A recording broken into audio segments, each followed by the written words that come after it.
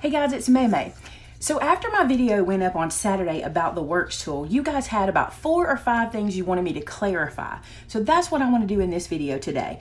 The first most questioned one was, were these magnets getting in my way? Look how thin these magnets are. Matter of fact, I'm gonna put my hand behind it to show you. See how thin they are? I don't believe the magnets were getting in my way. I should have pointed that out to you. So what I'm gonna do is stamp this again, virtually exactly where I did it before. I don't know if it's exactly where. Let me clean this stamp. Much better. Got all that excess ink off. Okay, now let's ink this guy up and see what we get without putting the magnets there at all. I wanna give it a fair shake. If it was the magnets, so be it. But I don't think it was, because I feel like if the magnets were in the way, it would have kind of broken the edge of the image, not the center. Let's just see. So I'm gonna press it again. Now, many of you said I pressed too hard, so I'm not gonna press as hard this time and see what we get. And then if we need to stamp it again, we will. So I'm pressing that down, ran my finger over it, and there you go. It's not the magnets, okay? Because they're over here, they're not in our way. Now let me try what you guys suggested, which was to ink it multiple times with less pressure. So I did that one with less pressure, so let's ink it again and see if this does it. I just want you guys to know that I tried my best, okay? I don't want you to think that I didn't, and I want to show you and answer all the questions you guys had about it. So one more time, I'm gonna press a little harder this time and see what I get. That's much better, but I still have this gap in the middle. Now, another suggestion was made that I put a piece of cardstock underneath. So here's cardstock. I'll slide it under just like so, and we'll see if that works. It did work with the craft foam. Remember, I added craft foam at the end of the video, so it did work with that. So let's see if it works with cardstock. Again, no magnets. I want to keep those out of the way. So let's try it again. And this may help it. I'm still getting that same little spot there. Again, when I put the craft foam in, watch, I'm gonna leave it like it is. No magnets, take this guy out, add this guy in, which, like I said, adding a piece of craft foam is not a deal breaker for me. That is just not a big deal. Even if I were traveling, that would be nothing to take a piece of craft foam with me. You don't even need a piece the size I've got. You could cut it down, but that would not be a deal breaker for me. So let's see, without magnets, with craft foam, what do we get? Same pressure. I'm trying not to push any harder. Much better. Now, I did not press any harder. That ink is still sitting on the stamp. Let's see if we can get it on there if I press real hard. Because, you know, in the other video, I was using the heel of my hand and everybody was concerned. Not everybody. Several people said I might have been overpressing. That's much better. I would actually let that image ride. So I think the foam does help and the magnets don't get in the way. I hope that clears up that question. I want to be super fair to this.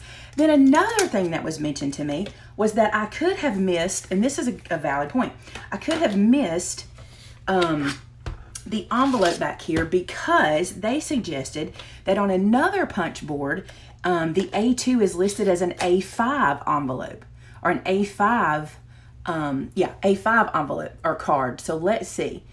These are not listed in the A family at all. So there's no A2 or A5 or A7 on here. It's just the card size measurement. So I did not miss it that way. I was hoping that was the case because I was like, well, I just messed up, but it's not that. So there's that. And what other questions were there? Let me think if there were any others. There was a valid point made that I did not raise, and I should have, and that was this. When this is open, the blade is exposed, and several people said that that was not one of their favorite features, that the blade was exposed. I can understand that. That is a sharp blade, and if you have this blade open to maybe do some scoring or some stamping, you might put your arm or your hand on it, and you could cut yourself on that. So I agree.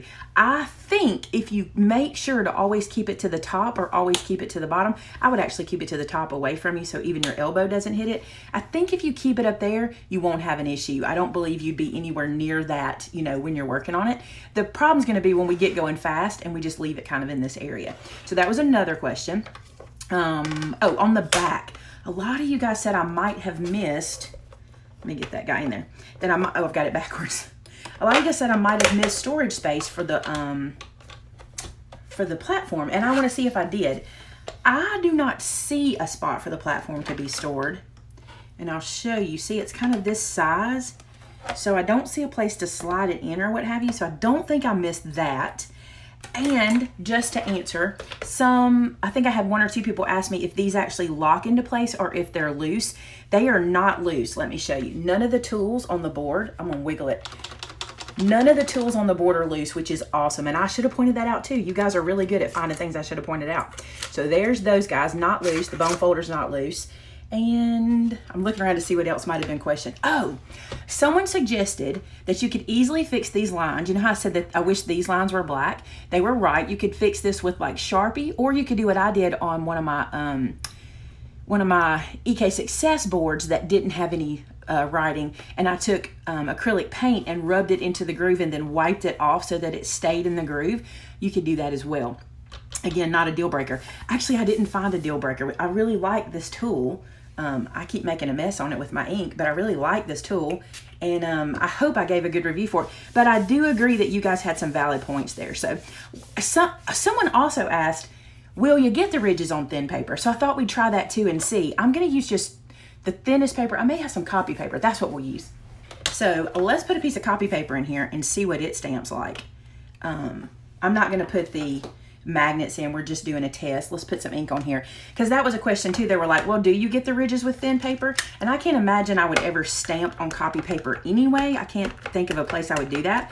So I mean, I used a really light cardstock for me, but let's see if you get the ridges. So we know we're going to get a spot in the middle. I already know that. So lift that up, and there's that spot in the middle, and there may be a ridge or two, but not defined. There may be a little bit of ridging in there, but again, not defined. And I don't think that would be a place that we would, I don't think we'd be stamping on something that thin.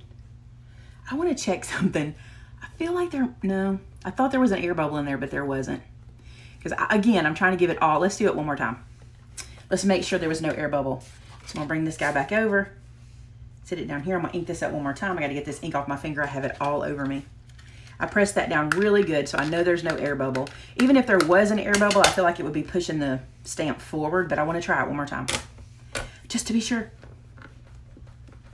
And what do we get? No, well, it's even worse when I pressed it down. Okay, so we're good there. I'm telling you, the foam is the answer, not the end of the world. I mean, traveling with this and getting all the tools, it's just not the end of the world to me. The other thing that someone mentioned, which I think is very, very right, it won't work for me, but it will work for some folks. And that is, even though this is a mini scoreboard or a 6-inch and not a 12-inch, you can just turn your page and do your measurement. You can make it work where you can do 12 by 12 sheet on here.